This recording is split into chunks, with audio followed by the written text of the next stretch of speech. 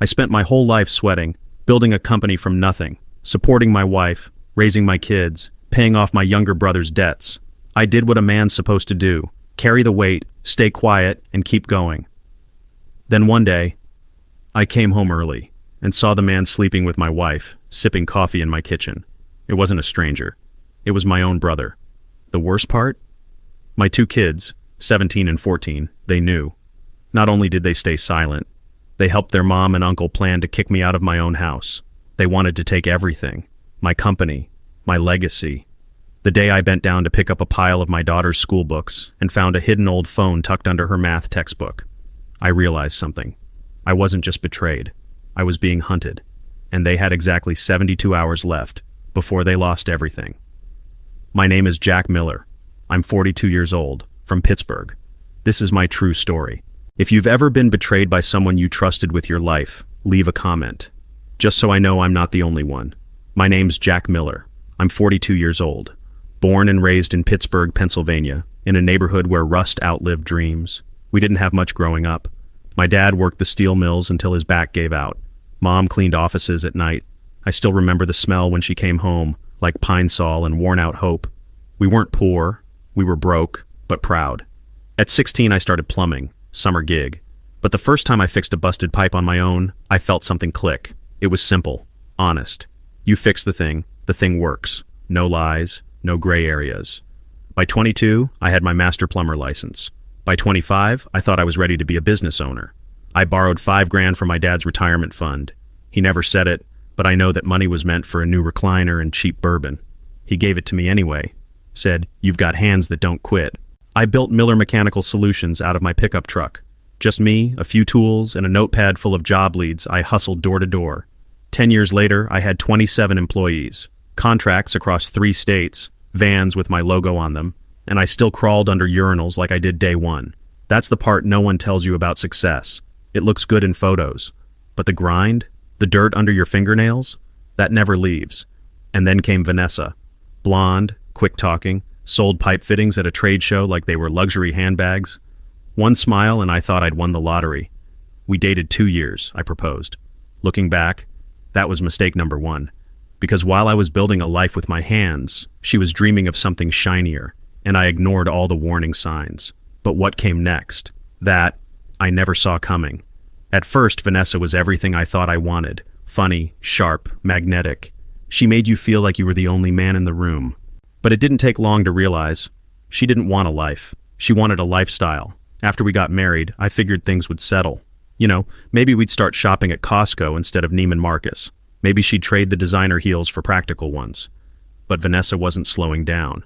When our son Ethan was born, she quit her job. Said she wanted to be present. What she really meant was she wanted to be present at Nordstrom 5 days a week. Meanwhile, I was pulling 70-hour weeks, fixing boilers, chasing permits, showing up at 2 a.m. when some rich guy's basement was flooding.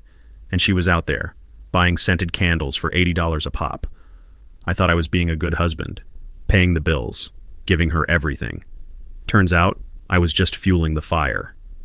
By the time our daughter Chloe came along, we'd moved into a 4,000 square foot colonial with a driveway shaped like a question mark, and looking back, maybe that was a sign. The house was big, expensive, and cold. It had 3 living rooms, but somehow nowhere to sit and breathe. Vanessa filled it with white furniture and empty conversations. Every corner looked like a magazine spread, but none of it felt like home. And the deeper I worked, the more she drifted. But I still believed maybe I just needed to work harder, build more, provide more, because that's what we're told, right? If something's broken, fix it. So I did what I do best. I got back to work. And then I made mistake number 2. I hired my brother, Ryan, smooth talker, lifelong underachiever, always had an excuse, never had a plan, but he was family, and I thought giving him a second chance would fix everything. I had no idea. I was inviting the devil into the house. Ryan was 3 years younger than me, always had charm, never had direction. 1 month he was flipping houses, the next selling solar panels. After that, something with kombucha distribution, which I still think was half pyramid scheme, half fever dream. But he was my brother. And growing up, it wasn't easy for him. I was the golden boy, the one who fixed the sink when we were kids, helped mom pay the bills. Ryan? He was the story parents whispered about in frustration. Why can't you be more like Jack? So when I hired him as operations manager at Miller Mechanical, I told myself I was doing the right thing, giving him a shot, believing in family. He started strong. Clients loved him. He had this way of making people feel seen, remembered names, laughed at the right moments, always knew when to say, "You're right," even if you weren't. But inside the company, he vanished like steam off a pipe. Where's Ryan? Oh, he's out developing leads. Where's Ryan? Meeting with a supplier. Meanwhile, I was crawling through crawl spaces and answering 3 a.m. leak calls. And Ryan? He was sipping cold brew in boardrooms he didn't belong in. But I let it slide, because family, right? Because if I didn't give him a chance, who would? His wife Chloe, God bless her, deserved better. Quiet, steady, the kind of woman who made casseroles from scratch and remembered birthdays. She'd show up to family dinners with their 2 kids, tired but polite, pretending everything was fine. Looking back, maybe I should have noticed how her eyes never met Vanessa's. Maybe I should have questioned how often Ryan checked in at my house when I wasn't home. But I didn't, because I was too busy fixing other people's problems to see the one boiling under my own roof. At first, it was little things. Vanessa started going to yoga twice a day, not the gym down the street. No, this was hot yoga at some upscale studio downtown where people paid $200 a month to sweat in silence and pretend it was spiritual. Then came the new wardrobe, Lululemon bags piled by the door, sports bras more expensive than power tools, leggings that cost more than I spent on tires. One day, I stepped on her yoga mat by accident. She looked at me like I'd pissed on the Constitution. "It's eco-conscious," she snapped. "It's made from recycled hemp and gratitude." Right. Then came the juice cleanses, the sound baths, and the Instagram affirmations taped to our fridge. "You are light.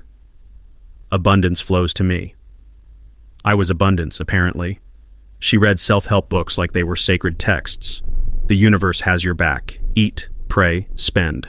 I should have paid more attention to that last one. Meanwhile, Ryan was at the house more, always at odd hours, always when I was gone. Vanessa would say, "Oh, Ryan just dropped by. We were talking about project timelines." Project timelines, sure. My son Ethan started acting weird too, twitchy when I came home unannounced, always on his phone, quick to hide it. My daughter Chloe barely left her room. When she did, she mumbled and microwaved vegan food Vanessa was obsessed with. Family dinners? Tense, like diffusing a bomb with salad tongs. I'd ask how school was. Silence. Chewing. Eye contact avoidance like it was an Olympic sport. And Vanessa, she just kept spending. A brand new BMW. A kitchen renovation we didn't need. Designer bags for events we never attended. I finally asked her about a $900 handbag. She exploded. Said I was controlling and stingy. That she gave up everything for this family. Everything? What I didn't know then was that she'd given up a lot more than I thought. And not just to anyone, but to Ryan, my brother. It happened on a Tuesday. Just another long day, another busted pipe, another invoice to chase.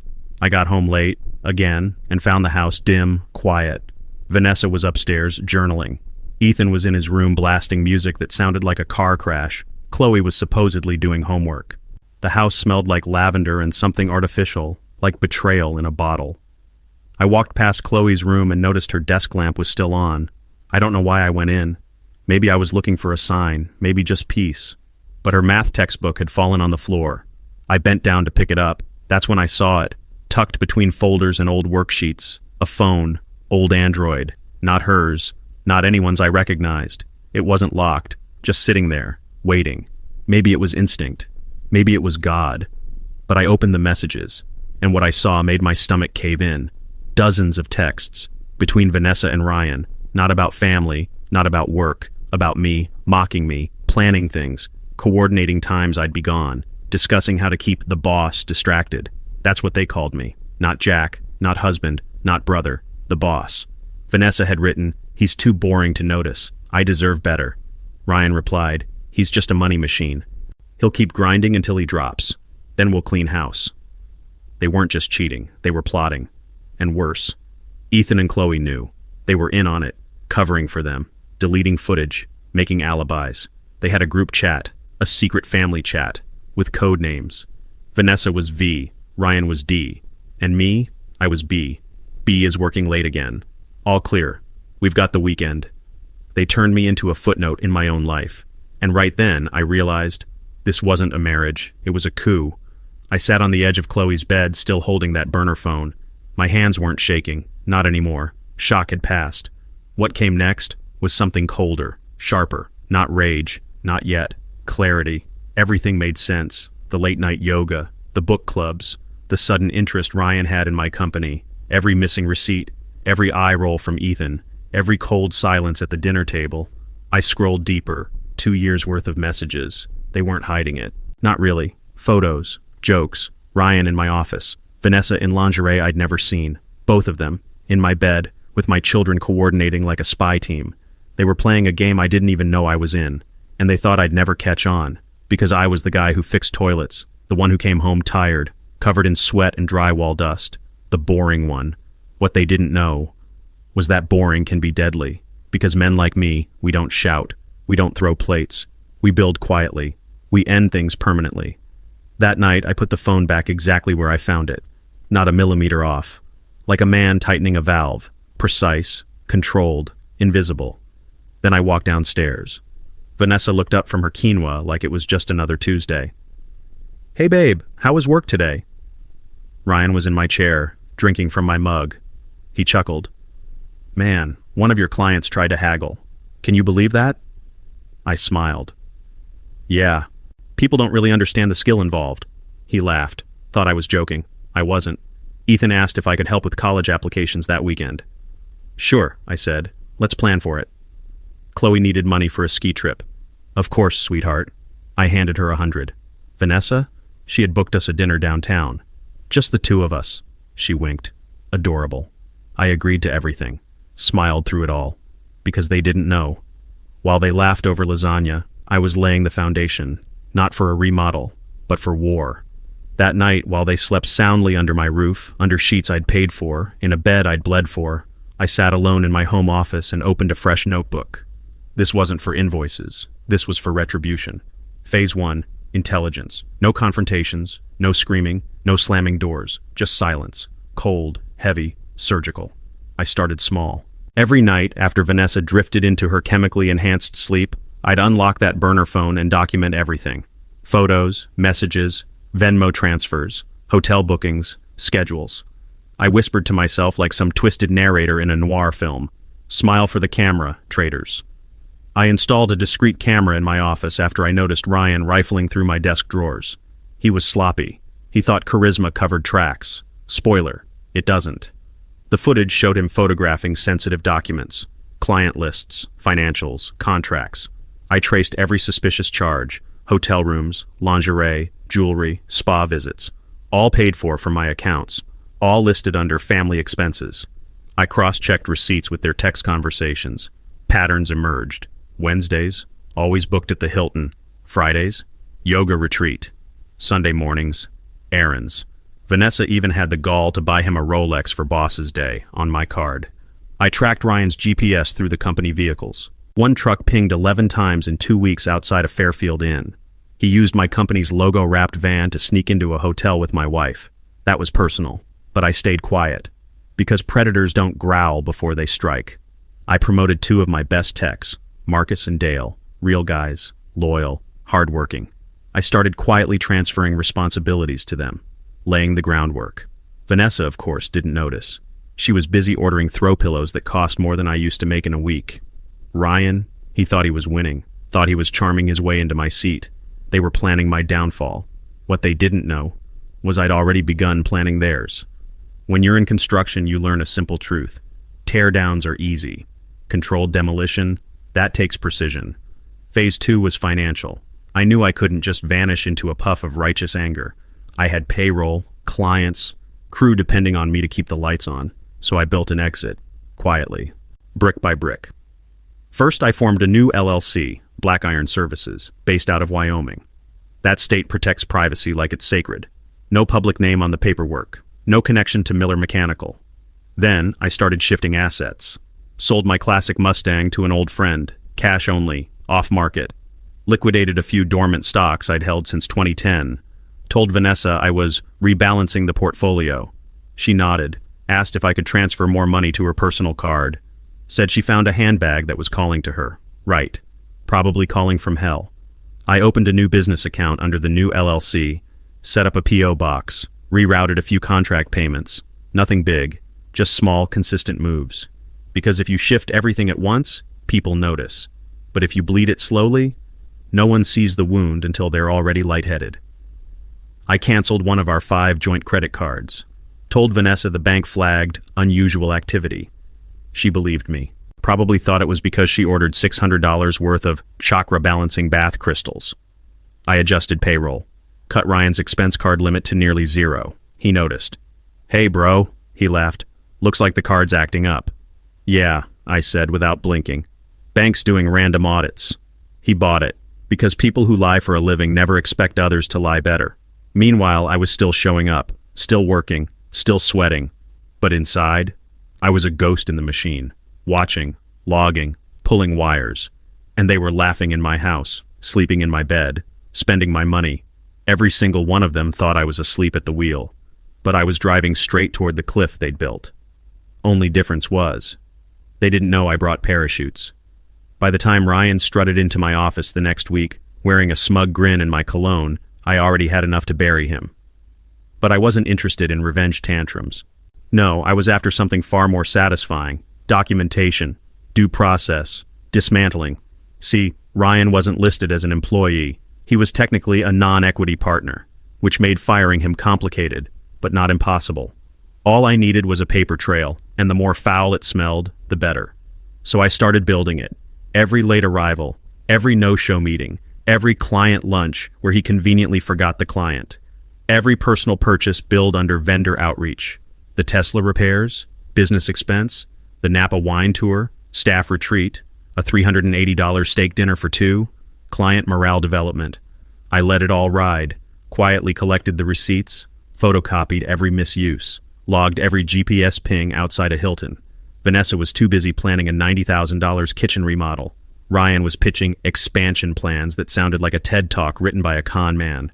I nodded through all of it, smiled, poured coffee, took notes, and behind the scenes I met with my attorney. He nearly choked on his coffee when he saw the binder. "Jack," he said, flipping through pages, "this isn't evidence. This is a career execution plan." "Perfect," I said. "Now let's make it legal." He drafted termination papers, demand letters, reimbursement claims. A clear, cold trail leading straight to Ryan's financial grave. Meanwhile, I promoted Marcus and Dale again, gave them partial access to client accounts, started phasing them into project oversight. They thought it was growth. It was replacement. I set a date, labeled it in my private calendar as the cut, because Ryan wasn't going to see it coming. When the axe dropped, he wouldn't just lose a job. He'd lose the illusion that he'd ever mattered. Wednesday, 8 a.m. sharp. I arrived at the office early. First time in years I beat the janitor, brought donuts, smiled at everyone, said I was feeling optimistic. Ryan showed up 15 minutes late, sunglasses on, coffee in hand, wearing a blazer I'd never seen before, probably charged to my card. He breezed past reception like he owned the building. "Morning, boss," he smirked, tossing his keys on the desk like he was about to close a $1 million deal.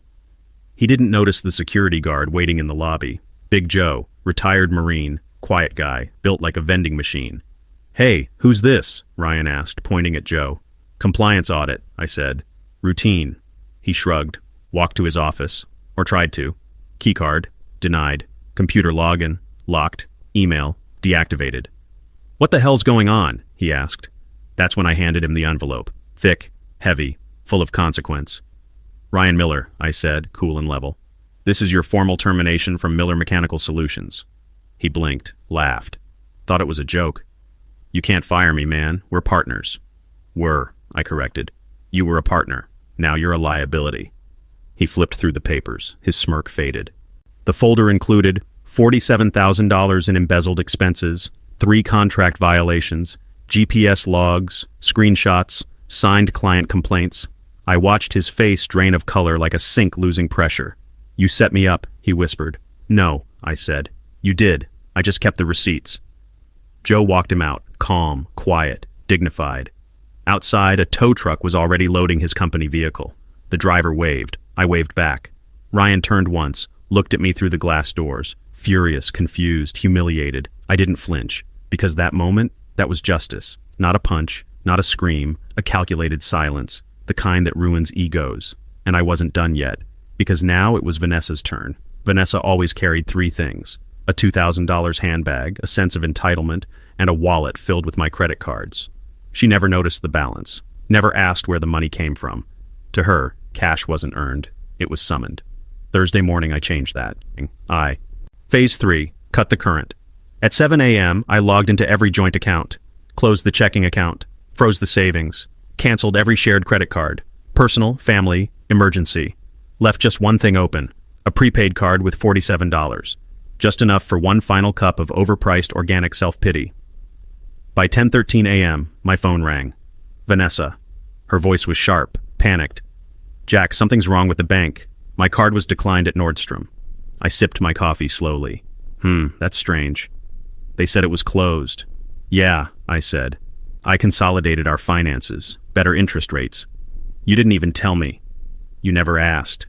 Silence. Then, venom. "This is abuse, Jack. Financial control."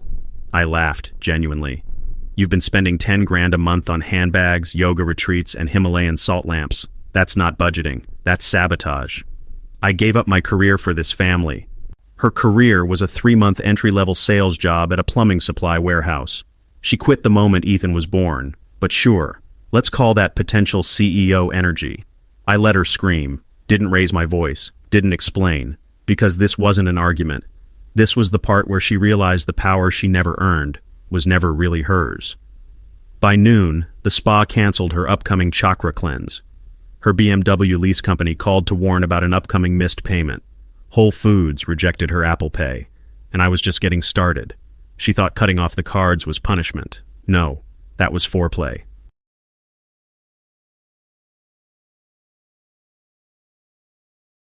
They say you should never punish children for their parents' mistakes. But what if the children aren't just watching? They're participating? Ethan was 17, smart kid, knew his way around code, surveillance systems, and my trust. He was the one who deleted the home security footage. The one who asked, "Is the coast clear?" whenever I worked late. The one who lied to my face over and over again. And Chloe? 14 going on 30, master of fake alibis, whispered lies, and wide-eyed innocence. Mom's at book club. Mom went shopping with Aunt Jen. Mom's grabbing coffee with Mrs. Peters. Mrs. Peters has been dead since 2019. So no. These weren't innocent kids caught in the middle. They were accomplices, which meant it was time for Phase 4, education. I started with Ethan's college fund, a $529 plan I'd built since he was in diapers, $170,000 untouched, gone, legally transferred to a protected LLC under my control. Chloe's Sweet 16 BMW fund, liquidated. Converted into new operating capital for my Montana expansion. Next, I shut down the family cell plan. Phones, cut. Streaming services, gone. Uber, Spotify, DoorDash, dead. By lunchtime, Ethan called me from the school cafeteria. "Dad, my card isn't working." "Oh?" I said, calm as snow. "That's strange. Must be a system issue. Can you fix it?" "No, son. You'll need to fix it." That night, Chloe messaged me through a friend's phone. "Dad, my phone shut off. I need data. Please." I didn't reply, because here's the thing. Betrayal has weight. And at some point, you have to feel it. I didn't raise victims, but I sure as hell wasn't going to bankroll traitors. If they wanted to live without me, they could learn what that actually meant. Friday morning, Vanessa woke up to silence. No smoothies blending, no deliveries at the door, no playlist humming through her phone, because there was no internet, no electricity, briefly, no gas in her luxury SUV. The auto payments had all been canceled. She called me 15 times. I didn't answer. Around 10 a.m., I got a text. "Where is all our stuff?" That's when it hit her. While she was busy manifesting abundance, I'd manifested a moving crew. 3 hours earlier, while she was in her sun salutation, they rolled up in unmarked trucks and cleared everything that was legally mine. Furniture, gone. Electronics, gone. Gym equipment, office chair, golf clubs, the good kitchen knives, gone. Even the espresso machine she once called essential to her well-being, packed and gone. I left the yoga mat. Thought it'd be poetic. On the marble countertop, I left a note. Not handwritten, printed, neatly. "Divorce papers will be served Monday. Please direct all communication to my attorney. Do not contact me directly." No emotion, No fight. Just closure. By 3 p.m., her Instagram stories stopped. By 5 p.m., her mother was calling me. By 6 p.m., Vanessa finally realized. The castle she decorated so carefully didn't belong to her. It was built by me, funded by me, held together by the man she thought was too boring to matter. She always said she wanted space to find herself. So I gave her an empty house, let her echo off the walls, let her journal in the quiet, let her sit in the exact stillness she spent years avoiding. And while she sat on the floor of a cold, echoing home, I was 200 miles away, already living my next chapter. Monday morning, courtroom 5B, downtown Pittsburgh. Vanessa showed up late, makeup perfect, hair flawless, still trying to wear control like perfume. She walked in with that same air she wore at dinner parties, like everyone owed her something for simply existing. What she didn't realize was, this wasn't brunch, this was war, and I didn't come alone. Beside me sat David Langston, my attorney, 60 years old, 5 o'clock shadow, and the kind of smile that only shows up when someone's about to get legally vaporized. In front of him sat a binder, black leather, 2 inches thick. Inside, 187 screenshots of text messages between her and Ryan, 14 receipts linked to misused marital funds, 3 notarized statements from former employees, 1 GPS tracking report tied to the company van, photos, audio, dates, and the pièce de résistance, a spreadsheet showing every dollar she'd siphoned from the business, over $72,000. David slid the binder across the table, calmly. Vanessa picked it up with shaking hands, flipped the first few pages. Her face fell in slow motion, like a chandelier cracking from the ceiling, graceful, until it shatters. I didn't know, she stammered. David leaned forward. You signed every charge. You authorized every transfer. You're listed as a joint manager on 2 fraudulent purchases. She turned to me, eyes wide. Jack, please, this is too much. I didn't blink. You plan to erase me, I said. I'm just finishing the paperwork. Her lawyer asked for a continuance. David declined. We wanted everything heard now. No time for Vanessa to spin, cry, or script her next performance. This wasn't theater. This was consequence. The judge entered, gavel down, and just like that, the woman who tried to steal my life was about to lose hers. The judge sat down, looked over her glasses, tapped the docket. Jack Miller versus Vanessa Miller. Divorce proceedings and financial disputes. Let's begin. Vanessa shifted in her seat, crossed her legs, uncrossed them, folded her hands in her lap like it would make her look innocent. Her lawyer opened with the usual. She's a mother. She gave up her career. She supported his business from home. I stared forward, unmoving. Because in court, just like in life, the person who talks less usually wins more. David waited, calm, his hands folded like he was watching a slow game of chess. When it was our turn, he stood, opened the binder, and handed the judge a printed timeline. Your Honor, we'll let the documentation speak. You'll see, over a span of 2 years, Mrs. Miller conspired to defraud the business, misappropriate marital funds, and engage in an extramarital relationship with Mr. Miller's brother, while using company resources to do so. He didn't raise his voice. He didn't dramatize it. He just laid it down like concrete, heavy, unshakable. The judge flipped through the binder. Her eyes narrowed. Her lips tightened. Vanessa's lawyer tried to object. David was ready. All exhibits were submitted within deadline. No surprises here. The judge nodded. Continue. Page by page, the truth rolled out. And me? I just sat there, didn't defend myself, didn't explain, didn't blink. Because when you've been silent long enough, your stillness becomes terrifying. Vanessa looked at me across the courtroom. She wanted eye contact. She wanted a crack in my face, some trace of the man she used to control. But I gave her nothing. Because the moment you stop explaining is the moment they realize you're not coming back. The hearing lasted 43 minutes. That's all it took to unravel 2 years of betrayal and 20 years of marriage. The judge closed the binder slowly, took off her glasses, looked first at me, then at Vanessa. Her voice was calm, steady, but each word felt like a hammer. After reviewing the submitted materials, the financial documentation, and the communications presented, this court finds in favor of Mr. Miller. Vanessa's mouth opened slightly. No sound came out. The judge continued. Full ownership of Miller Mechanical Solutions is awarded to Mr. Miller. All joint marital assets tied to the business are declared separate under protective order. Mrs. Miller is not entitled to alimony due to willful misconduct. Boom. And due to misuse of business resources for personal gain, The court recommends further investigation for potential tax fraud. Vanessa's lawyer whispered something. She didn't respond. Her hands clutched the edge of the table. This ruling is final. The gavel came down. Once. Sharp. Loud. Final. And just like that, her empire of entitlement was gone. No kitchen renovation. No monthly healing retreats. No backdoor access to my accounts. No more hiding behind the illusion of family. All that remained was silence, and the cold reality of a woman who played with fire and got burned in broad daylight. As I stood to leave, Vanessa finally spoke. "Jack, please." I looked at her. For the first time in years, really looked. Not at the hair, not at the face, not at the woman she pretended to be, but at what was left.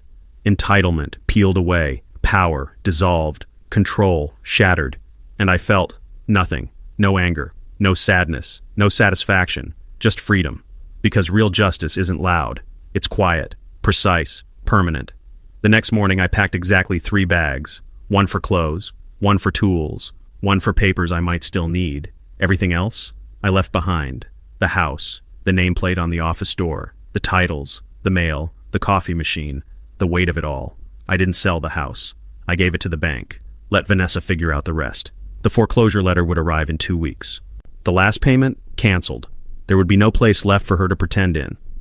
I updated my address with one agency, the IRS. That's it. Everyone else could wonder where I went. I transferred Black Iron Services, my new company, to a tiny P.O. box in Bozeman, Montana, rented a small cabin, 2 bedrooms, wood stove, a view of something real, mountains, quiet, cold air that doesn't lie to you, no TV, no streaming subscriptions, just silence and the sound of things I could trust. Tools clinking, boots on gravel, coffee bubbling.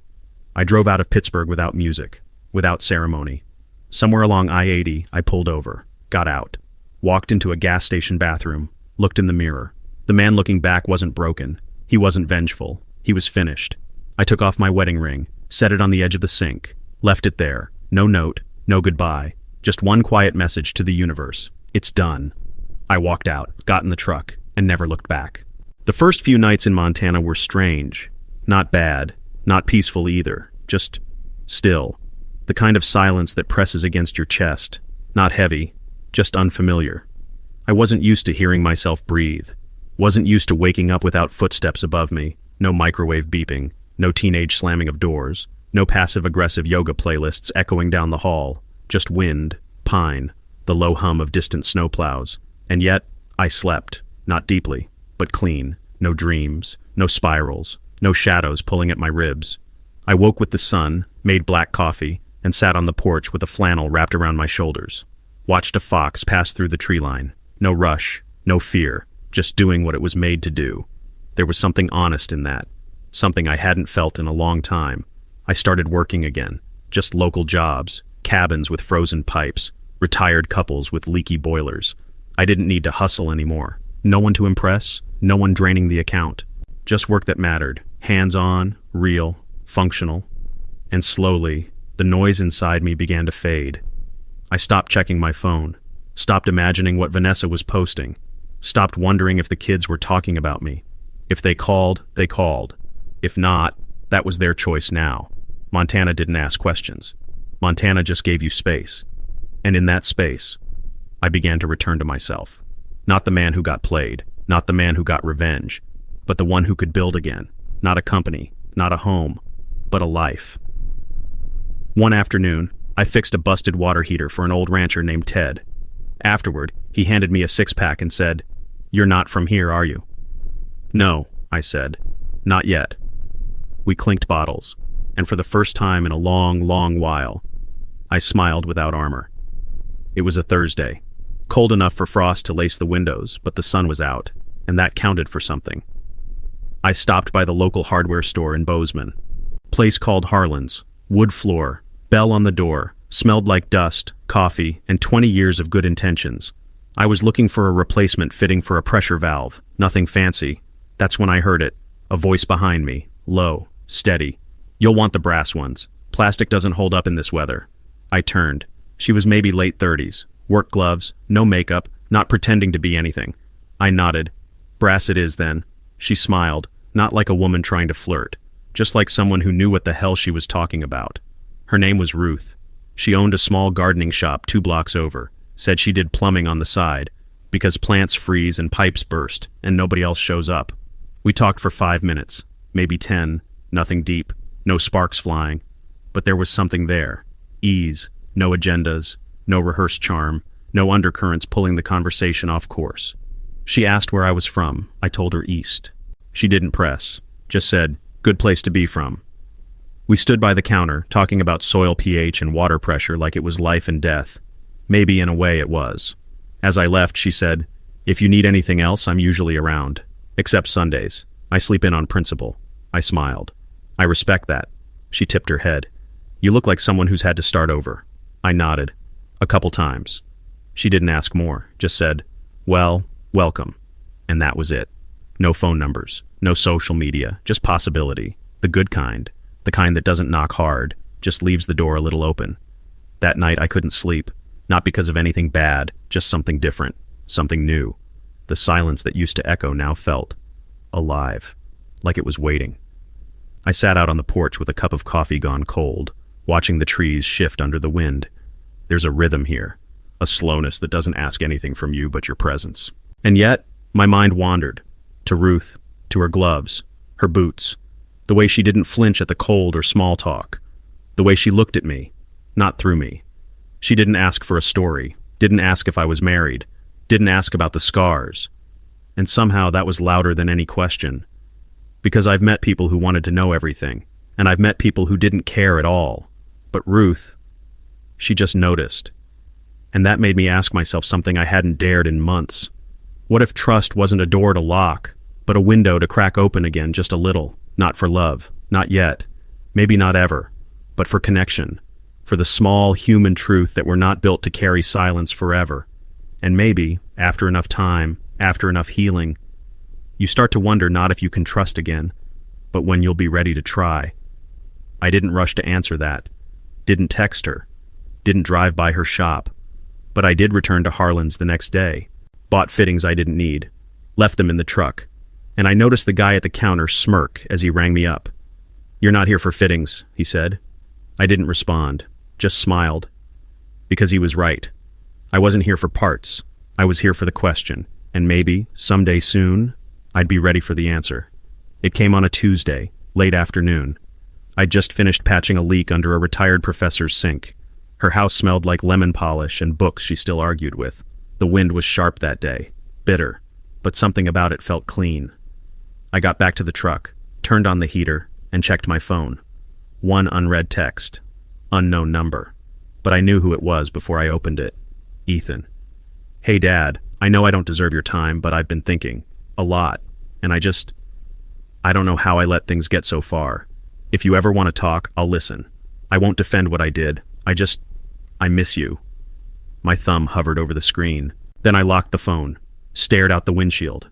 There it was again. That soundless thud in the chest, the ache of something that once lived and might still be breathing somehow.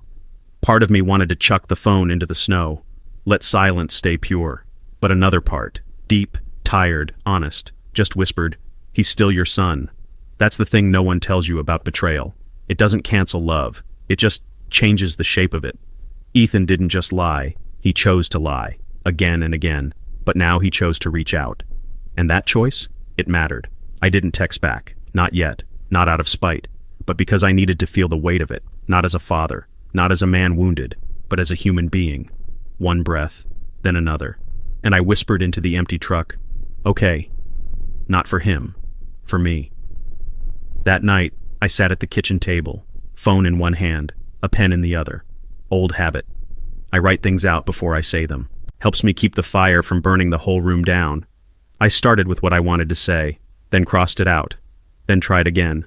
Forgiveness wasn't something you hand over like spare change, not when you've been gutted, not when your own son helped sharpen the knife. But silence wasn't right either. So I wrote this. "Ethan, I got your message. I read it twice, once as your father, once as the man you betrayed.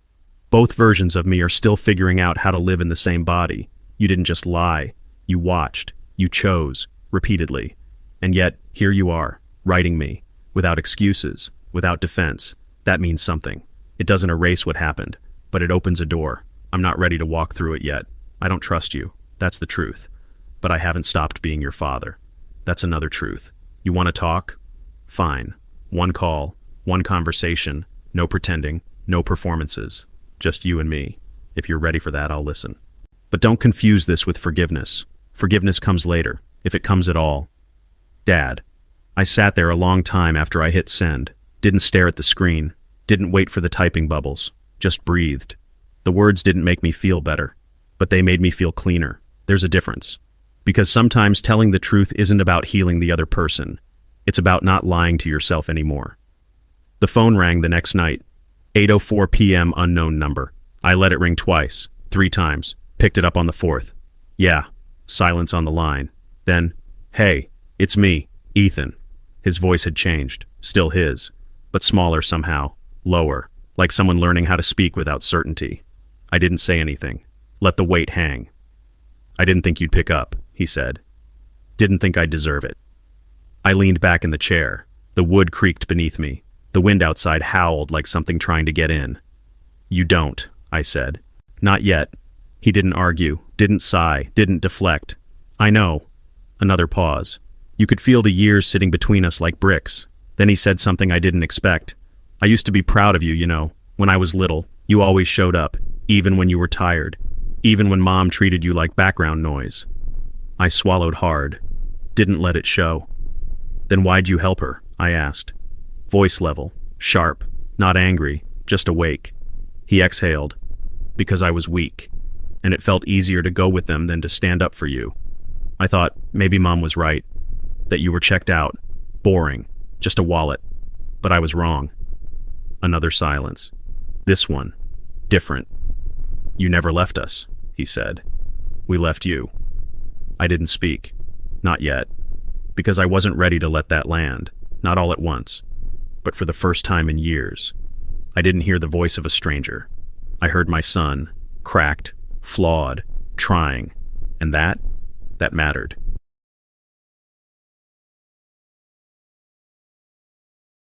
The line went quiet again, not the awkward kind, the kind where someone's building courage in real time. I let him have it, didn't rush, didn't soften. Finally, Ethan spoke. There's something I didn't put in the text. My grip tightened on the phone, not from fear, from the feeling you get before the ground shifts. What is it? I asked. He hesitated. It wasn't just Mom and Uncle Ryan. That's what I need to tell you. The temperature in the room dropped. Ethan. It started with them. Yeah. But after a while, it wasn't just about them manipulating me. I leaned into it. I started helping. I closed my eyes, tried to stay still. Go on. That burner phone you found? Yeah. I bought it. I didn't speak. I set up the group chat. I gave Mom advice on what to delete, when to avoid the security cameras. I was the one who told Uncle Ryan where you kept your client files. I stared at the floor. A knot formed behind my ribs. Why? I said, voice dry. Why would you do that? His answer came like a whisper. Because I was angry. You were always working, always tired. I thought you didn't care. And Mom made it sound like you were the reason she was miserable. I stood up, couldn't sit anymore. Walked to the window, looked out at the snow. A world still turning while my world twisted in place. I betrayed you, he said. I know that now, and I'll live with it. But I needed you to hear it from me. Not because I want forgiveness, because I owe you truth. That landed. Hard. It didn't fix anything, but it did something else. It stopped the lies. And in a world built from betrayal, truth is the first form of repair. I stood there, phone still warm in my hand, the words echoing. I owe you truth. He was right. He did. But truth, real truth, costs something. And for the first time in this entire mess, it was him who had to pay. I took a breath, let it settle, then finally said, You don't owe me truth, Ethan. Pause. Confusion on the line. You owe yourself truth. What you owe me is respect. What you owe me is action. He didn't respond. I let that hang. You want to fix something? I continued. Then start showing up. Not with words, not with texts, with change, with work. Because that's what I did, Ethan. Every damn day. For this family. For you. He sniffed. Wasn't crying, but close. I know. No, you don't. Not yet. But maybe, someday you will. I walked to the back of the cabin, looked out at the frozen lake. It was still, but not dead, just waiting for spring. This phone call doesn't fix anything, I said, but it's a start, and I'll give you that, a start. Silence. Then, what do I do now? You grow up. You take responsibility. You live with the choices you made, and then start making better ones. He exhaled. Can I call again? I paused, then answered. You can try, but understand this, Ethan. I'm not the version of me you betrayed. That man's gone. And the one standing in his place? He's not a doormat, he's not a wallet, he's your father, and he deserves more than crumbs. Click, not a hang-up, just closure. I set the phone down, not angry, not relieved, just clear. The truth had been spoken, and now it was his to carry. 3 days later, I found it in the mailbox. Plain white envelope, no name, no return address. But I knew. You can smell certain ghosts before you open the door. I brought it inside, set it on the kitchen table, just looked at it for a while, like maybe if I waited long enough, it'd disappear. It didn't. So I opened it. 2 pages, handwritten, familiar handwriting, slanted, confident, expensive pen. Ryan, Jack, I know I'm the last person you want to hear from. Hell, I'm the last person I want to hear from most days. But I'm writing this because I've lost everything. Vanessa stopped returning my calls. The company's gone. I can't find steady work because your lawyer sent every employer the termination records. My name's dirt in 3 counties. I deserve it. I know. But here's what you don't know. She was never planning to stay with me. It was a long con, for both of us. She told me once, after a bottle of wine, that I was easier to manipulate than you. That I was the practice run for getting the company. She called you a boring man in a sturdy cage. But I see it now. You were the strong one. You were the real threat. I played a fool's part. And in the end, she left me with nothing but guilt and a mattress on the floor of a rental I can barely afford. I don't want anything from you, no money, no forgiveness. But I needed to say it out loud, on paper. I betrayed the best man I've ever known, and it cost me everything. That's the truth. Do with it what you will. Ryan. I set the letter down. Didn't feel rage or pity, just a strange ache. The kind that comes when the villain finally realizes the mirror was the enemy all along. I stared at the letter for a long time, not reading it, just watching it sit there, like it might crawl off the table and apologize again. It didn't. Of course it didn't. People like Ryan don't apologize for you.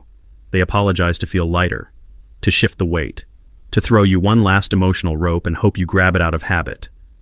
I didn't. Instead, I walked out back, boots crunching on packed snow, grabbed the old rusted fire pit beside the cabin, used it maybe twice. That day made 3. I lit a single match, held it under the corner of the letter, watched the edge curl, blacken, hiss. Words turned to smoke, confessions into ash. I didn't do it out of hate. I didn't scream, didn't spit, just released it. Because Ryan's letter wasn't a door, it was a weight, and I was done carrying things that didn't belong to me anymore. The wind picked up, took the ashes like they were never his, never mine, just dust. Like all the wrong people I used to protect. I stood there until the fire died, hands warm, chest steady. There's a strange peace in destroying something the right way. Not violently, not theatrically, just completely. I walked back inside, poured a glass of water, sat by the window, and for the first time in months, I felt room inside myself again. Room for breath, room for stillness, maybe, eventually, room for something good. Because letting go isn't one moment, it's a ritual. Over and over until the ghost no longer answers when you call its name. Spring in Montana doesn't arrive like it does in the movies. There's no sudden bloom, no cinematic thaw, just little surrenders. A patch of grass breaking through the snow near the porch. The lake cracking open, just a little. The air shifting, less bite, more breath. It was enough. Enough to take the jacket off halfway through stacking firewood. Enough to roll the windows down during a long drive, just to hear the sound of trees waking up. And somewhere in all of that, I noticed something else shifting. Me. The grief had softened. Still there, sure. Like a healed scar that knows when the weather's turning. But it didn't rule me. Didn't whisper so loud anymore. Some nights I didn't even think about her, or Ryan, or the house, or the kids. Some nights I just existed. And one morning, I found myself whistling. Just a low, tuneless thing while making coffee. Stopped halfway through and laughed under my breath, like hearing your own voice for the first time in months and realizing you're still in there. I didn't try to force anything. Didn't chase healing. I just let the thaw do what it does, one quiet hour at a time. And then, a knock at the door. Not loud, not rushed, just present. I opened it. There she was. Ruth. Work gloves again. Mud on her boots. Eyes calm. Face unreadable. She held up a small cardboard box. Brought you something. Figured your porch looked like it could use some life. I looked inside. Seedlings. Tiny ones. Wildflowers. Figured you could grow something that didn't ask anything from you except water and sunlight. I smiled. Not with my mouth. With my chest. With that place inside me that hadn't been open in a long, long time. You want coffee? I asked. She nodded. No sugar, just honest. We drank coffee on the porch. No talking for a while. Just watching the light stretch across the trees like it was tired but hopeful. She didn't ask questions. Didn't pry. She just sipped her coffee. Black, like she said, and looked at the dirt like it meant something. After a while she stood, walked to the edge of the porch, bent down, pulled a small trowel from the box. Sun hits here best in the morning, she said. Don't overthink it. Just loosen the soil, drop the root, and cover it up gentle. That's it. She handed me one of the seedlings. Frail, tiny, not impressive, but alive. I knelt next to her, dug my fingers into the dirt, cold at first, damp, then warm underneath, like the earth had been waiting. I planted one, then another, and another. She didn't give directions. Just let me find the rhythm. Let me make something with my hands that wasn't survival or revenge, just life. We didn't say much after that. Didn't need to. She finished her coffee, set the mug down on the steps. I'll check back in a few weeks, she said. See if you're keeping them alive. I smirked. Is that a test? She shrugged. Everything worth keeping is. Then she left, boots crunching down the gravel path, box under one arm, sun catching the tips of her hair, and me. I stayed kneeling next to the dirt, looked at those little green things. Hope, by the handful. No guarantees, no promises, just a chance. And after everything, that was enough. I stood, brushed the soil off my hands, and whispered, let's see what survives. The letter came on a Tuesday. No stamp, no envelope, just folded once, tucked inside the screen door. I knew that handwriting, round, slanted to the left, a little too neat, like she practiced each word. Chloe. The last time I saw her, she couldn't meet my eyes. Now, her words were staring straight at me. Dad, I don't know if you want to hear from me. I wouldn't blame you if you didn't. I've been angry at you for a long time, and I think I forgot why. Maybe because Mom was angry too, and it felt easier to match her than to question it. But now everything's different. The house is cold. She's quiet all the time. And I think she's scared. I am too. I found some of your old books in the garage, the ones you used to read at night when you thought no one noticed. I'm reading them now, slowly. I don't know what I want from you. I just miss how safe it used to feel when you were around. Even when you were tired, even when you didn't say much. I'm sorry for what I did. I don't think I understood the weight of it until now. Love, Chloe. I folded the letter again, set it on the table, didn't cry, didn't smile, just sat there, still. Because something about that letter, the way it didn't ask for forgiveness or offer excuses, felt real. And in a world where everything had been twisted, spun, weaponized, real mattered. That evening I walked to the porch, picked a small rock from the garden bed, tied a note to it. Keep reading. Dad. No lecture ever changed a heart, but a seed might. It arrived in the mail this time, stamped, addressed in a different handwriting, blocky, uncertain, postmarked from Pittsburgh. Inside, a single folded card, not a letter, an invitation. Front, simple design, white background, no fancy lettering. Just 4 words, printed in plain black font. Chloe's spring recital, April 22nd. No glitter. No guilt tripping, just details. Date, time, school auditorium. At the bottom, in handwriting I now recognized from 100 sticky notes on the fridge. You don't have to come, but I hope you do. Chloe. I set it on the counter, stared at it like it might shift into something else if I looked long enough. A year ago, I would have marked the date immediately. Bought flowers. Showed up in the front row, camera ready. But now? Now it felt like walking into a room full of ghosts. Vanessa would be there. Maybe Ethan. Maybe Ryan, though I doubted it. And Chloe. She wouldn't be the girl who used to sneak popcorn into the theater in her hoodie. She'd be someone new. Someone I didn't quite know anymore, but maybe wanted to. I went out to the porch, stared at the little wildflowers starting to wake up from the soil. Not much yet, just hints, green outlines, not beauty, just the beginning of it. I held the invitation in both hands, not heavy, but it carried something weightier than paper. A question. A challenge. Can you show up again? Even when it hurts? Even when they might not deserve it? I didn't answer that night, didn't circle the date, didn't throw it away, just left it on the table. Because some choices take time, and some wounds don't close with silence. They close with presence. April 22nd. The date sat on the calendar like a question mark. I hadn't RSVP'd, hadn't called, hadn't told anyone I was coming. Truth was, I didn't know I was until that morning. I woke before dawn, made coffee, sat by the window, watched the light stretch slow across the cabin floor, and thought, what if I don't go? No one would blame me. No one would know. No one except Chloe and me. So I packed a small bag, changed shirts 3 times, didn't shave, didn't clean up for anyone. But I put on the one coat she always said made me look like a good guy in a sad movie. It felt honest. The drive back to Pittsburgh was quiet, no music, no podcasts, just the sound of tires meeting road. My hands gripped the wheel tighter than they used to. And every few exits, I asked myself if I should turn back. I didn't. By the time I pulled into the school lot, the sky had turned a soft, apologetic blue, kids laughing near the front entrance, parents in jackets, balloons, bouquets. I sat in the truck for a while, heart steady, but not calm. This wasn't rage. It wasn't revenge. It was weight. The weight of walking back into a room that once erased you, and deciding to stand anyway. I looked at myself in the rearview mirror. Didn't look like a father. Didn't look like a guest. Didn't look like anything certain. But I looked like someone who was showing up. And sometimes, that's the only line between who you were and who you might still become. I opened the door, stepped out, took one breath, then another, and walked toward the auditorium, not knowing what I'd find, but knowing this, she asked. And I came.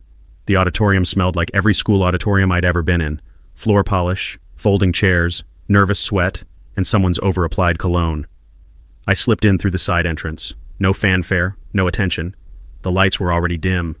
A teacher handed me a program without looking. I nodded a thank you and scanned the names. There she was. #7. Chloe Miller, piano solo. Claire de Lune. She always loved that piece, said it felt like sad light. Back then I didn't understand what she meant. Now I did. I found a seat in the last row, off to the side, not hiding, just staying out of the way. One act ended. Polite applause. Then, her name. Spotlight shifted. And there she was. Chloe, taller, hair longer, but still wearing that same nervous half-smile she used to flash before spelling tests. She walked to the piano with purpose. Not pride, not fear, just something in between. She sat, took a breath, placed her hands, and then she looked up, right at me. Not a glance, not a flicker, a full, quiet look, like she'd hoped but hadn't dared. Her fingers hovered above the keys, and for a second, I swear the whole room fell away. It was just her and me and everything we hadn't said. Then she played, slow, deliberate, each note like a word she didn't know how to say out loud, not flawless, but real. And that made it more beautiful than perfect ever could. I didn't cry, not really, but something behind my ribs cracked open. And in that crack, something warm moved, something still alive. She finished. The room clapped. She stood, bowed once, and as she walked off stage, she looked back, one last time, and gave me the smallest nod, like maybe we weren't strangers anymore. The applause faded. The lights came up, chairs shuffled, programs folded. Small talk returned to the air like smoke. I didn't wait around. Didn't push through the crowd, didn't go backstage. I wasn't here to be seen. I just needed her to see me. And she had. That was enough, for now. I slipped out the side door. The cool evening air hit my face like a reset, sky dimming into that soft gray blue just before night. I was halfway to my truck when I heard it. Jack. Low, hesitant, familiar. I turned. Ethan stood under a flickering street lamp near the edge of the lot, hands in his pockets, shoulders hunched, like he wasn't sure if he'd come to apologize or just absorb my silence. He hadn't seen me yet at the recital, I could tell. This wasn't staged. This was him, raw. We locked eyes. I didn't move closer, didn't speak, just waited. He took one cautious step forward, then another. "You came," he said, like it surprised him, like he didn't know what to do with the version of me that kept showing up. I nodded once. "Wasn't about you." He flinched, took it, didn't argue. "She looked for you, before she played." He smiled, soft and sad. "I think she needed to know you'd hear it." I exhaled slowly, let the words settle. Didn't trust them, but I didn't reject them either. "She's brave," I said. He nodded. A silence opened. Not tense, just full. Then he added, almost a whisper, "I want to be better than I was." I didn't answer. Not with words. I just looked at him, long enough for him to feel the cost of that sentence, long enough to let him carry it home. The road out of Pittsburgh was darker than I remembered, or maybe I was just seeing it for what it was. No nostalgia, no regret. Just pavement, just miles. The city faded behind me. The lights, the noise, the old ghosts. Everything I thought I needed to keep watching was now just something in the rear view. I didn't replay the recital, didn't dwell on Ethan's face under the street lamp, didn't rehearse what I could have said. I just drove. Window cracked an inch. Cold air brushing my hand on the wheel. The kind of night that doesn't ask anything from you, just lets you pass through it. Somewhere around exit 92, I realized something strange. I wasn't angry, not even a little, not at Vanessa, not at Ethan, not even at myself. The ache was still there, sure, like a bruise you press sometimes, just to see if it still hurts. But it wasn't in control anymore, and I wasn't carrying rage, or bitterness, or that quiet, clawing question of what if. All of it had lost weight, or maybe I'd just stopped feeding it. I thought about Chloe, that nod, that moment on stage. It was more than a gesture. It was permission to be her father again, not in some perfect storybook way, but in the way that counts, in the showing up, in the not leaving, in the quiet seat in the back row. I passed a gas station with old Christmas lights still strung across the roof, still lit, still glowing, even though no one asked them to. That's what this felt like, a quiet light that kept showing up, even when no one noticed, even when it wasn't easy. I smiled. Didn't mean to. It just happened, and for the first time in what felt like years. The silence inside me didn't echo. It rested.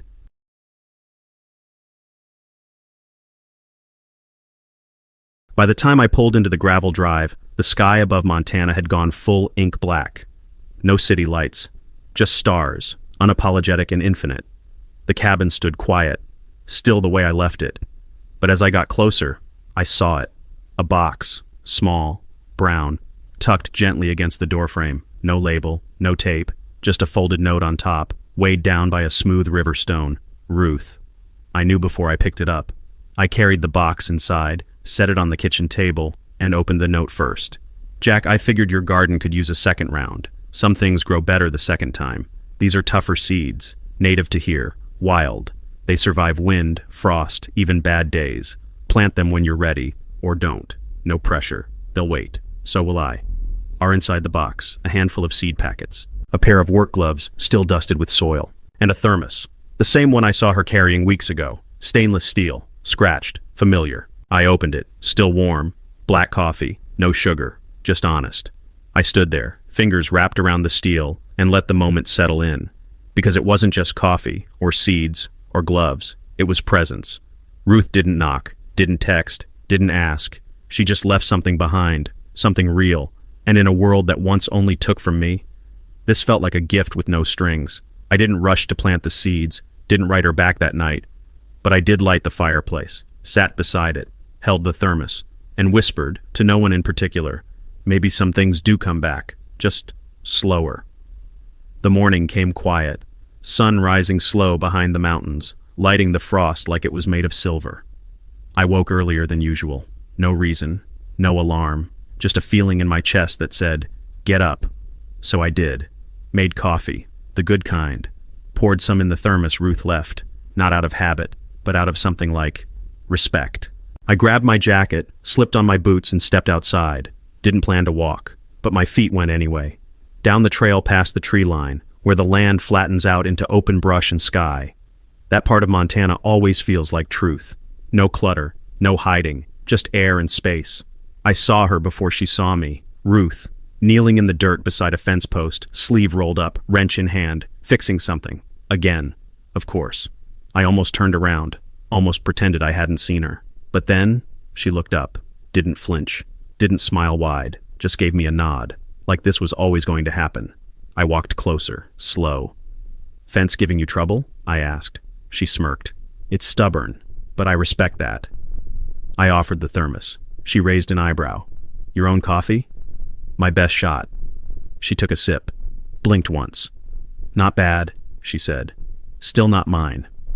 Then handed it back like we'd done this a dozen times. We stood there, the cold air between us, and something else. Not tension, not history, just timing. Finally, she said, "I was going into town, farmer's market, nothing fancy." I waited. Then she added, "You're coming with me." Not a question, not an offer, just said with the ease of someone who'd already made peace with it. I nodded. Once. And in that moment, I realized this wasn't about starting over. It was about beginning, for the first time, without pretending. The truck ride into town was mostly quiet. Ruth didn't fill the space with chatter, and I didn't feel the need to either.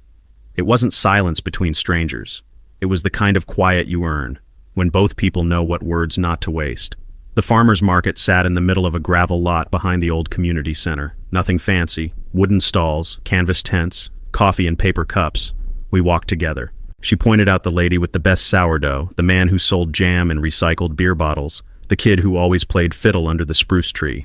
It was simple, uncomplicated, almost normal, until I heard it. "Jack?" My spine straightened before I even turned. There was something about the voice, uncertain, a little too familiar. I turned, and there he was, Greg Snyder. Used to be my accountant. Used to be Ryan's friend. Hair thinner now. Gut rounder. But the eyes, the way they darted around, like they were always one question away from covering something up, those hadn't changed. He looked stunned, like he'd seen a ghost wearing flannel. "Holy hell," he muttered. "I thought you moved to, well, disappeared, honestly." I didn't shake his hand, didn't smile, just nodded once. Ruth watched, quiet, reading everything. "So, you're here now?" Greg asked, glancing at Ruth, then back to me. "Off the grid? Or just laying low?" There it was. The question that didn't sound like a question. The suspicion wrapped in small talk. I could feel the past pressing against my ribs again, trying to get back in, trying to remind me who I used to be. I took a breath, held Ruth's gaze for a second longer than I needed to, then looked Greg in the eye and said, "I'm exactly where I'm supposed to be." But he didn't let it go, just tilted his head and asked, "Does Ethan know you're here?" I didn't answer right away, didn't flinch, didn't blink, just held Greg's stare like I was deciding whether to speak in English or let my silence do the talking. "That's not your business," I said finally, calm, clean, no edge, no apology. Greg chuckled, awkward and thin. "You always were good at dodging the real stuff." He glanced at Ruth again. "And I guess you've got a new audience now." I took a step closer. Not to intimidate, just to make sure the distance between my life and his was felt. "If you've got something to say, Greg, say it. Otherwise, enjoy your strawberries." He raised his hands, smirking like a man who thought he still had power. "I'm just saying, a lot of people had questions when you left. Some still do." I leaned in, voice low. "Then they can send them by mail like everyone else who didn't help me when it mattered." His face twitched. He opened his mouth like he had more, but nothing came out. Just a nod. He turned, walked off, gone, but not really. Ruth waited a few steps away, didn't press, didn't pretend she hadn't heard. When I reached her, she started walking again, but after a minute she asked, quiet, steady, "Was he right?" I looked over. "About what?" "About you running." That one landed different, not because it hurt, because it knew. I stopped walking, looked down at the dirt road, the dust clinging to my boots. "I didn't run," I said. "I burned it down so I'd never be tempted to rebuild the wrong thing." She nodded once, didn't smile, just said, "Good, because if you're here, I need to know it's not just to hide." Then she kept walking, and I followed, not because I had to, but because someone finally expected me not to disappear. That night, after Ruth dropped me off, I sat in the cabin for a long time. Didn't light the fire, didn't turn on music, just sat with the silence. Let it settle on me like a blanket I wasn't sure I asked for. Outside, the wind stirred the trees. Inside, the past stirred something quieter. My phone buzzed. One notification. Chloe. First message since the recital. I stared at the screen for a long minute before opening it. Hey Dad, I saw you. I mean, during the recital. I knew you were in the back. I felt it. Thanks for coming. Really. I wanted to ask something, not to pressure you, but if you're still around. My school's doing this community open night next Friday. Family can come. There's no performance or anything. Just a walkthrough. You meet the teachers, see the art projects, that kind of thing. It's dumb, maybe, but I think I'd like it if you came. You don't have to say anything, or stay long. Just show up, if you can. See. I set the phone down, not because I didn't want to answer, but because I did. Too much. That's the thing about rebuilding. It's not made of big apologies or grand scenes. It's small asks. It's a daughter saying, just show up, not for a speech, not to fix everything, just to be there. I picked up the phone again, typed slowly. I'll be there. You don't have to explain anything. Just tell me where to park. Dad, I hit send, exhaled. And in that still quiet room, something shifted. Not loudly, not completely, but honestly. The day before Chloe's school night, I felt steady, not healed, not whole, but balanced enough to breathe without bracing for impact. I spent the morning in the garden. The seedlings Ruth brought had started to rise. Awkward, fragile things reaching without asking permission. It felt like a metaphor I wasn't ready to unpack. Then, just after noon, I saw the envelope, stuck between the slats of the old mailbox. No return address. But this one wasn't from Ruth, wasn't from Chloe, wasn't from anyone I wanted to hear from. I knew that handwriting. Even now, after everything. Vanessa. The air around me cooled, like the sky pulled back behind the clouds. I didn't open it on the porch, didn't open it inside. I set it on the table, made coffee, washed a dish that didn't need washing. Then I sat down. The paper was thick. She always chose the expensive kind, like it might convince people the words mattered more. But this time, the handwriting was smaller, tighter, almost scared. Jack, I don't deserve this space, but I'm writing anyway, because I've lost control of something, and it might reach you too. Ryan is talking to lawyers. To people who want pieces of what you built. He's saying things that aren't true, or worse, things that are, but out of context. I'm not warning you to win you back. I know that door's shut. I'm warning you because he's about to drag all of it, our past, the company, even the kids, back into the light. And I know what that did to you before. I'm sorry, Jack, for everything. This isn't redemption, just a chance for you not to be blindsided. V. I folded the letter, set it down. The weight came back, not crushing, but sharp, just enough to test what I'd built.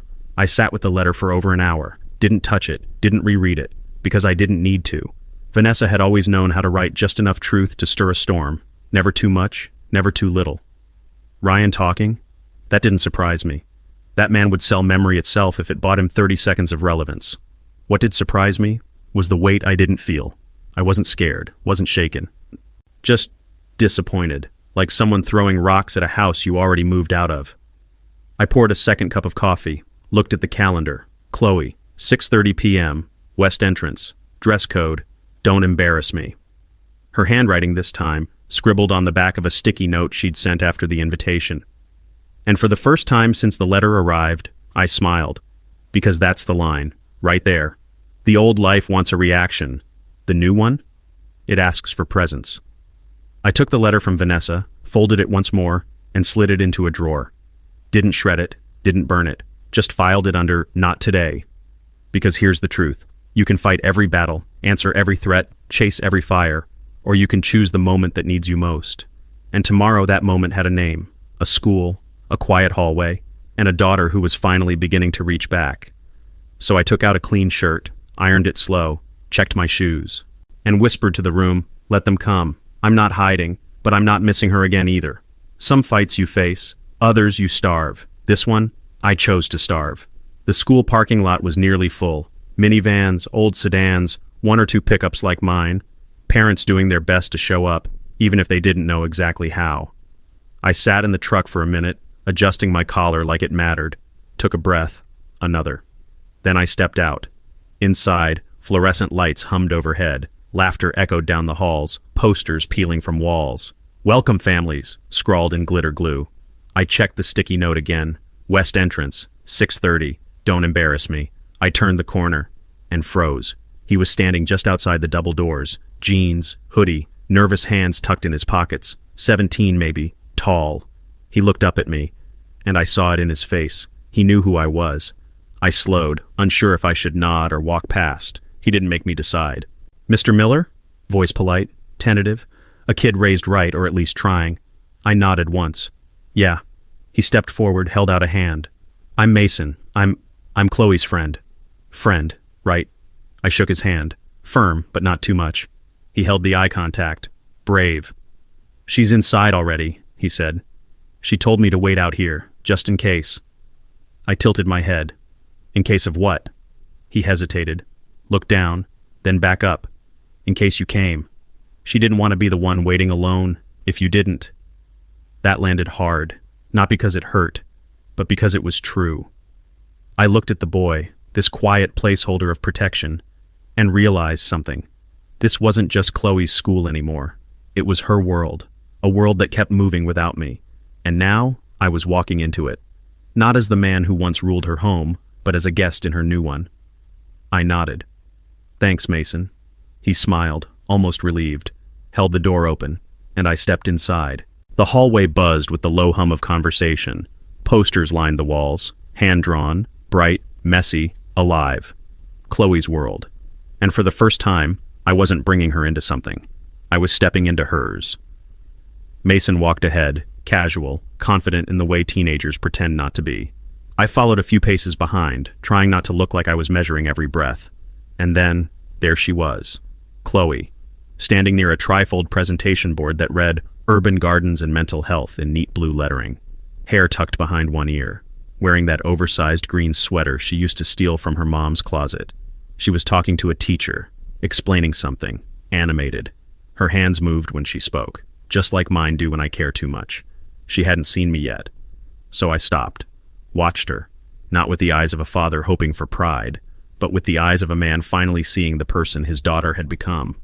She laughed, not a forced one, real, light, and I felt something in my chest shift again. That tight old guilt gave way, just for a moment. She turned, eyes scanning, landed on me, a flicker, shock, recognition, then something warmer.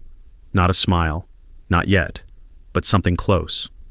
She excused herself and walked over, not rushed, not uncertain, just present, like she'd been expecting me all along. "Hey," she said, stopping a step away. "You found it." "Your friend gave me the VIP entrance," I said. She smirked. "Mason's loyal. I promised him cookies." We stood there for a beat. No hug, no dramatics. But something passed between us. A knowing. A soft agreement. We're trying. Then she gestured behind her. "Want the tour?" I nodded. "Lead the way." She moved through the hall like she belonged there, not trying, not shrinking, just settled. She pointed out classrooms, mentioned teachers, nodded to a few kids. Some waved. Some just gave that teen nod, all chin, no eyes. I listened. Didn't interrupt. Didn't try to make jokes or insert myself. Just let her have the floor. We turned a corner into the art wing. The lights here were warmer, lower. Paintings lined the walls, sculptures, sketches on clipboards. The hallway smelled like clay and ambition. And that's when we reached it. A bulletin board wrapped in brown butcher paper. The title was handwritten at the top in black marker.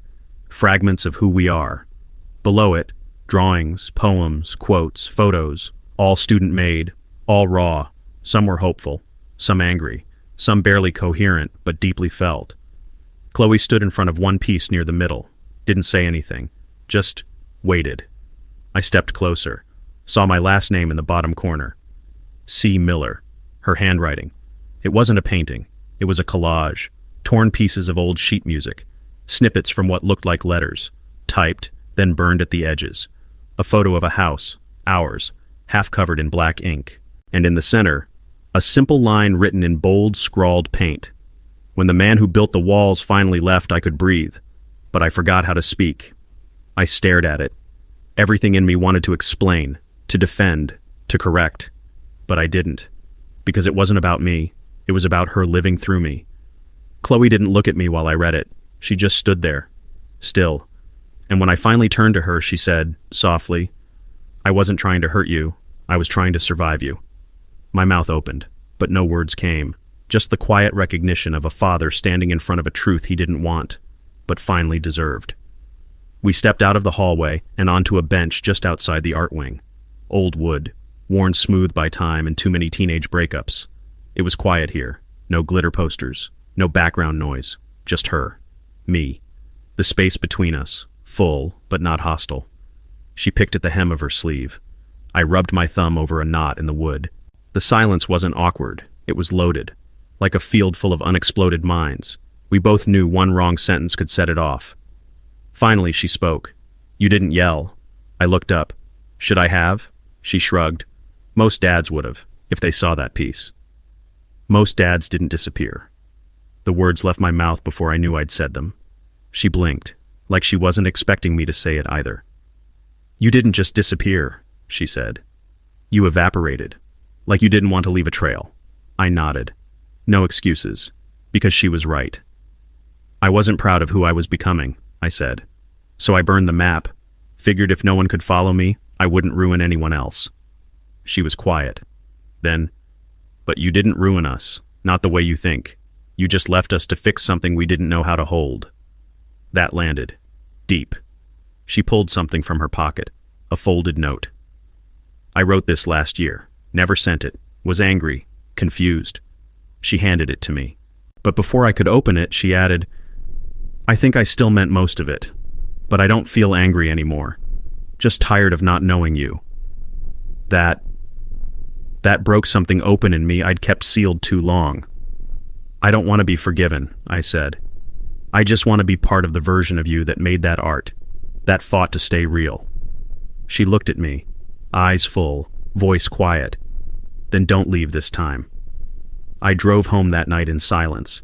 Didn't turn on the radio, didn't crack the window, just let the hum of the tires and the rhythm of my breathing fill the space. Chloe's voice lingered in the truck like perfume. "Then don't leave this time." She hadn't said please. She hadn't begged. She just asked, like a person who finally understood her own worth. And I had promised, not with words, but with the way I stayed.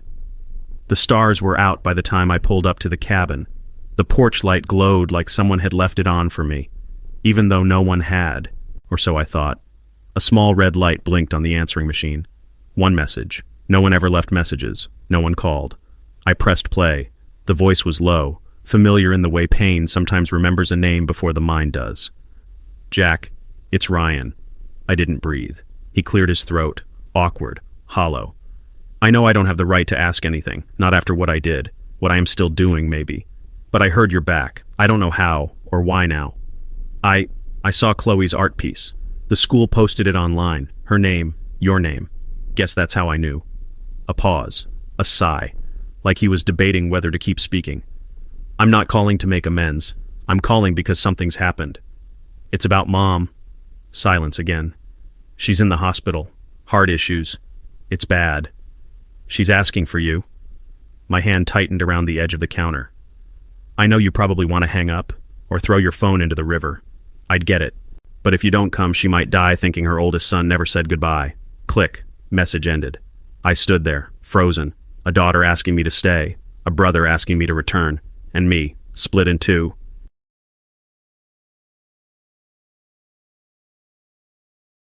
I didn't sleep that night, not even a minute.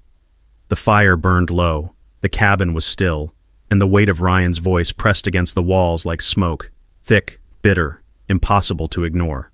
Mom. She hadn't spoken to me since the fallout. Didn't return my letters. Didn't attend the trial when the board tried to oust me from the company I built.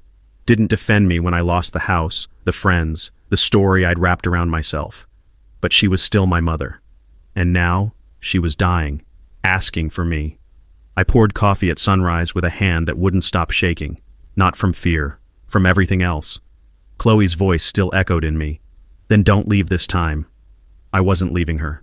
This wasn't about escape. This was a return. Not to forgiveness, but to truth.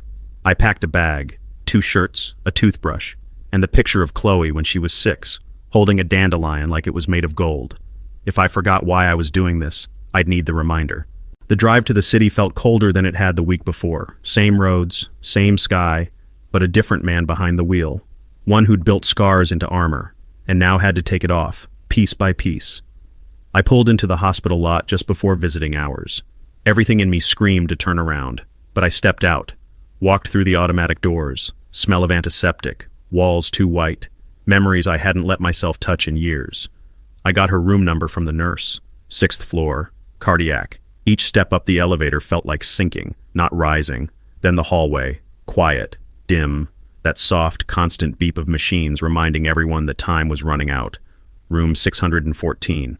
I stood outside it, fist clenched, and for a long moment, I didn't know if I'd knock or walk away. Then, I pushed the door open. The door creaked open slowly, like even the hinges knew this moment wasn't meant to be rushed. The room was quiet, low light, curtains half drawn. Machines whispered in steady rhythm, beeps and breaths, counting the time that remained. She was awake, propped up slightly by pillows, her frame smaller than I remembered. Thinner, not fragile in body, fragile in presence. Like the room barely held her together. She turned her head, her eyes found mine instantly. No confusion, no hesitation, recognition, but no smile, not yet. I stepped in, slow, closed the door behind me. The silence felt like a tightrope.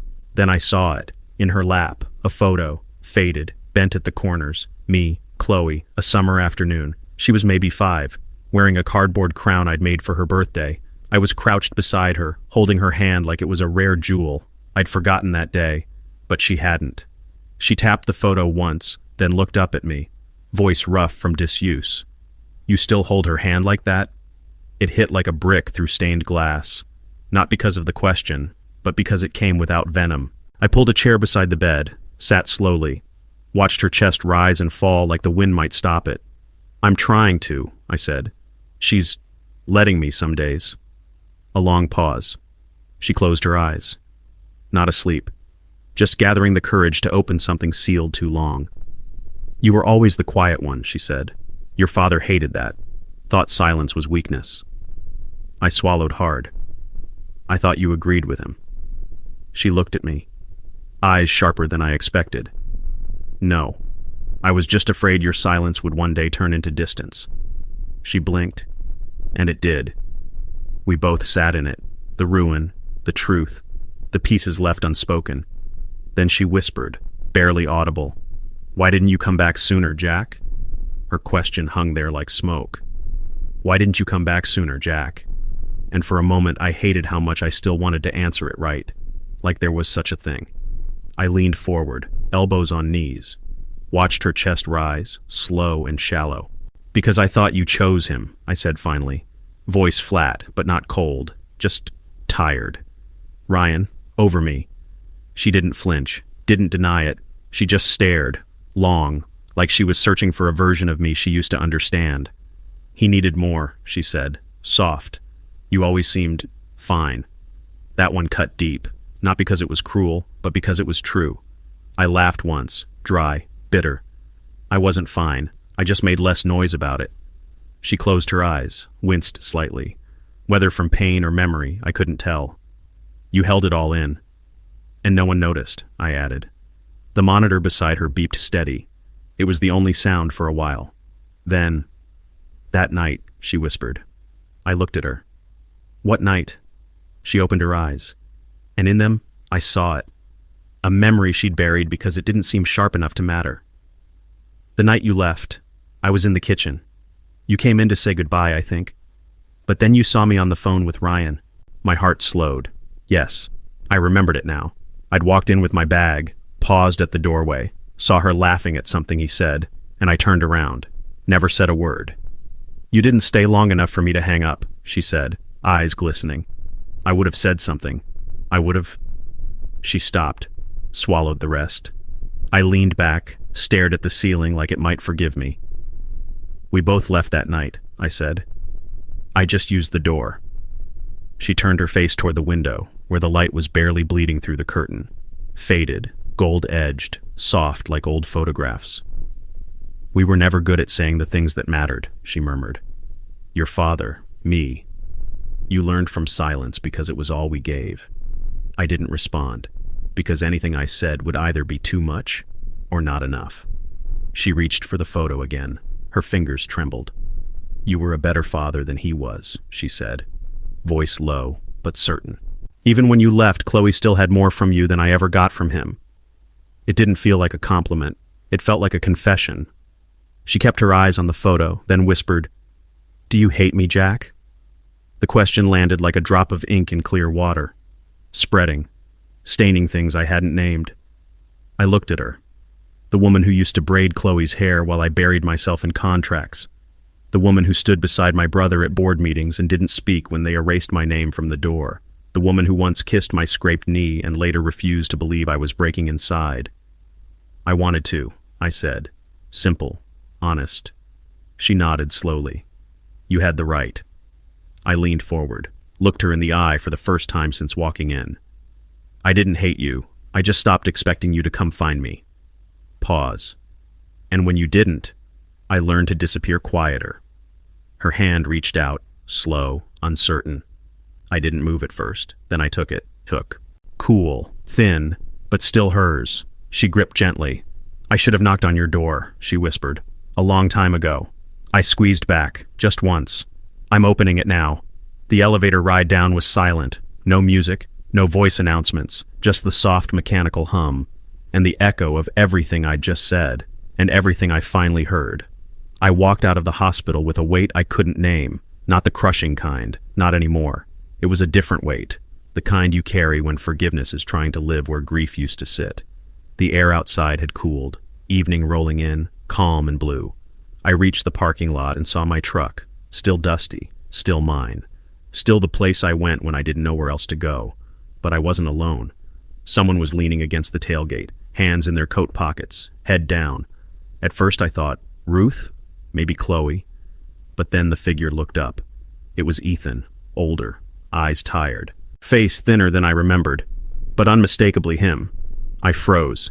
He didn't smile, didn't flinch, just nodded, like this wasn't a surprise. "Ryan told me you were here," he said, voice even, not accusing. "I figured I'd wait. I owed you that much." I didn't answer right away. The wind moved between us like a third person, listening. "How long have you been standing there?" I asked. He shrugged. "Long enough to wonder if you'd walk out that door, or vanish again." I walked closer. Not out of trust, but because running was done. I stopped a few feet away, close enough to see the guilt behind his composure. "What do you want, Ethan?" He looked me in the eye, and for once didn't blink. "To tell you something I should have said before everything broke." He paused. "And to give you something I never had the courage to send." He reached into his coat pocket and pulled out a sealed envelope. My name on the front, written in his handwriting. I stared at the envelope. It wasn't thick, just one page, maybe two, but it felt heavy, like it had absorbed years of silence, of shame. I didn't reach for it right away, not because I didn't want it, but because I wasn't sure who I'd be after I read it. Ethan extended it again, slower this time. "I wrote it the week after everything came out. Couldn't send it. Didn't think I had the right."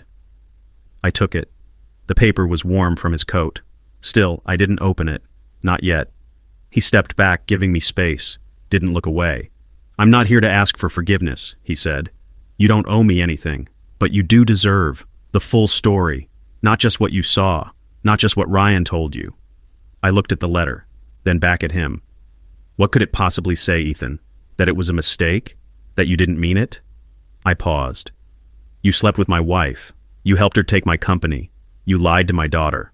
What part of that gets context?" He winced, but didn't retreat. "The part where I didn't come for your life, Jack. I came because I was broken, and she was the only one who acted like I mattered." A bitter laugh. "Turns out she only needed a mirror, and I was dumb enough to stand there." I held the letter tighter, could feel my pulse in my fingers. "Read it when you're ready," he said, then turned to leave. No defense, no fight, just walked away. I sat in the truck, closed the door, stared at my name in his handwriting. It wasn't neat, it wasn't rushed, it was careful, like he'd rewritten it 5 times before getting it right. I opened the envelope, unfolded the letter, and read the first line. "Jack, I was never supposed to stay." The paper was soft at the edges, folded and unfolded too many times. Not the kind of letter written in heat, the kind that comes after weeks of not sleeping, of staring at a ceiling and hating yourself. I let the words in. Slow. "Jack, I was never supposed to stay. That was the deal. I came home to get clean. A few months, tops. That's what I told you. That's what I told myself. You gave me a room, no questions, paid my debts, trusted me. And every day, I felt smaller in that trust. You had everything. The house, the company, the family, the respect. You didn't flaunt it, but I felt it like a spotlight I couldn't get out from under. I started helping Vanessa around the house. At first it was just chores, picking up the kids, small things. She said she was lonely, said you were always working. I didn't sleep with her because I loved her. I did it because for once, someone looked at me like I wasn't a F*** up dot asterisk asterisk. That's not an excuse. It's just the ugly truth. And then Ryan got wind of it. He didn't threaten to expose us. He offered me a job. Said if I backed his play at the board, I could start over with equity. Said Vanessa would stand by me, that she already was. I didn't even read the paperwork. I signed whatever he gave me. I thought I was finally choosing a life that was mine. Turns out I was just useful. To her, to him, to the plan. By the time I realized it, you were gone, and I was exactly who everyone said I'd be. I stopped reading, stared at the dashboard. My heart wasn't pounding, it was cracking. Because this wasn't a betrayal, it was a collapse, and I hadn't been the only one buried under it. Then I read the last line. You didn't lose everything, Jack. You gave it away, trying to be what we couldn't. I let the letter fall to the passenger seat. Didn't fold it, didn't throw it, just let it rest. Because for the first time in years, I wasn't sure who the villain was anymore. I'd spent so long painting it in black and white. Vanessa, Ryan, Ethan, the takers, me, the man who built the castle only to be pushed off the wall. But the truth was softer, messier, the kind that didn't fit neatly into betrayal or justice. What if I hadn't just been the victim? What if I'd created a silence so big the people closest to me got swallowed by it? I thought about Chloe, how she stood beside her project at school, how proud she looked, until she saw me, how her whole body seemed to pause before letting me in. I thought about Ruth, how she showed up quietly, how she never pushed, never demanded, just offered presence when I didn't even know I needed it. And I thought about Ethan, about the letter that didn't ask for absolution, just context. He didn't try to undo what happened. He just wanted me to know it hadn't been easy for him to become the man I hated. And in a strange, bitter way, that made it worse. Because now I saw the truth I'd spent years avoiding. I wasn't just broken by what they did. I was broken by how long I kept carrying the version of the story where I was always the one holding everything together. The house, the business, the family. And in the process, I forgot how to ask for help, or show weakness, or be real. I looked at my reflection in the rearview mirror. What else did I give away? I whispered. And who do I need to give it back to? I didn't drive home, at least not to the cabin. Instead, I turned left at the fork in the road, the one that led past the post office, the feed store, and eventually, Ruth's place. She hadn't called, hadn't texted, she didn't ask for updates, didn't chase me down with questions or expectations, because Ruth never needed to be the center of the story. She just stayed in the margins, waiting to be read when I was ready. Her porch light was on, always was. I parked, sat for a moment, let my hands rest on the steering wheel like they were praying. Then I stepped out. The gravel crunched beneath my boots. A wind moved through the trees, carrying the scent of pine and firewood. It felt like coming back to something I hadn't even realized I'd left. I knocked once, soft, then opened the screen door. She was there, in the kitchen, stirring something on the stove, wearing that old gray sweater that always looked too big on anyone but her. She turned when she heard the creak. Didn't speak, didn't smile, just waited. I took off my jacket, hung it on the same hook I used the last time I nearly fell apart. She asked me why I didn't come back sooner, I said, stepping closer, and I told her it was because I thought she chose them over me. Ruth didn't interrupt, didn't fill the silence. I looked at her, my voice quieter now. But the truth is, I didn't come back because I didn't know who I was without being the one who held everything up. I took a breath. And when it all fell, I realized I never learned how to just be held. She stepped forward, took the ladle out of her hand, set it on the counter, then wrapped her arms around me.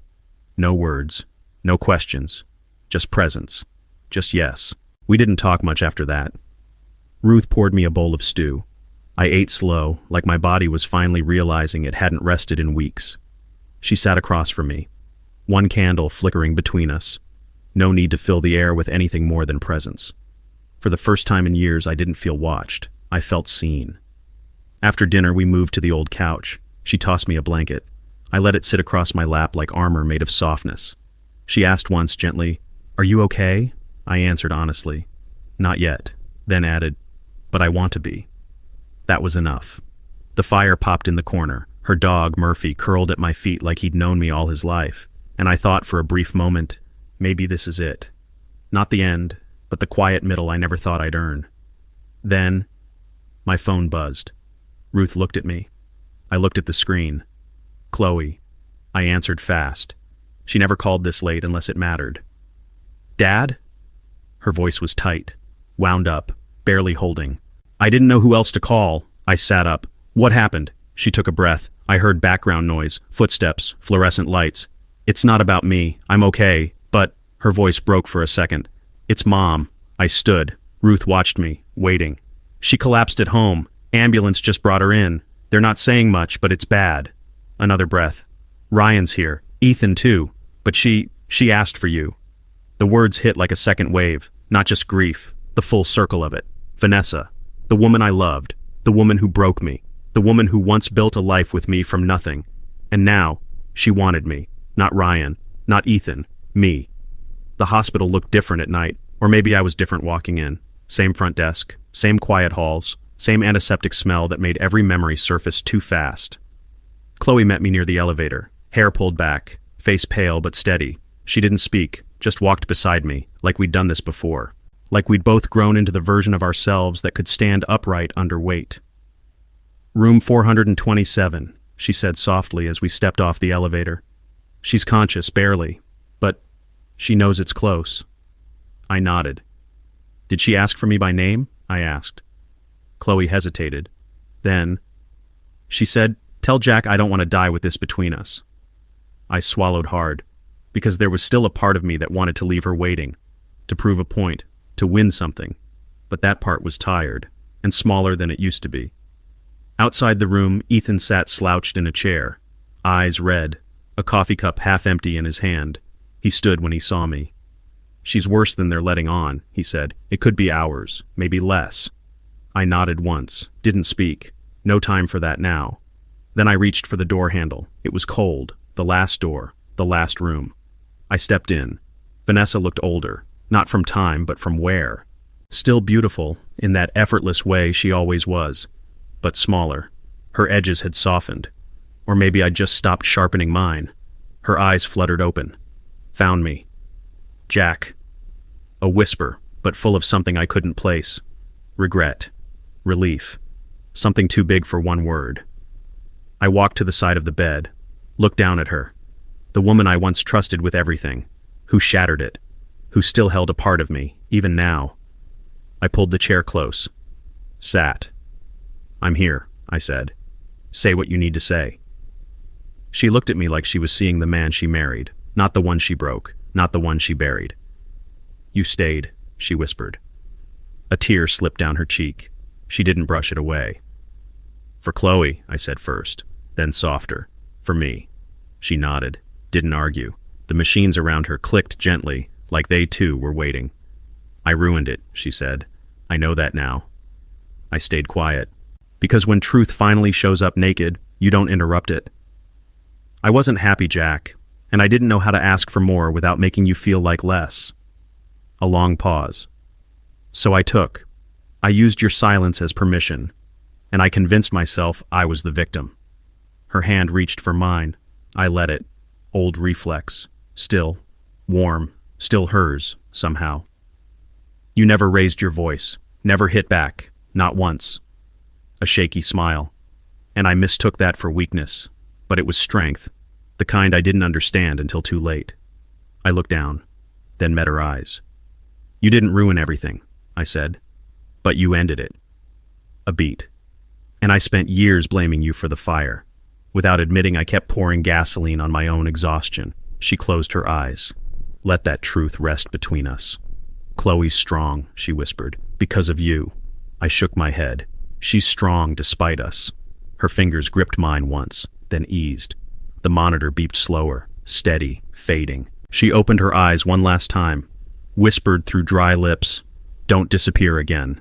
And I answered, "I won't." Then I watched the woman who once shared my name take her final breath, not as my wife, but as someone I had finally forgiven. I walked out of that hospital lighter than I'd entered, not free of pain, but no longer owned by it. At sunrise, I texted Chloe, just 2 words, "Still here." She replied within minutes, "I know." This isn't a story about betrayal. It's a story about what's left standing when the smoke clears. If you've ever held your silence too long, maybe it's time to knock on the door you left behind. Don't wait. Someone's still listening.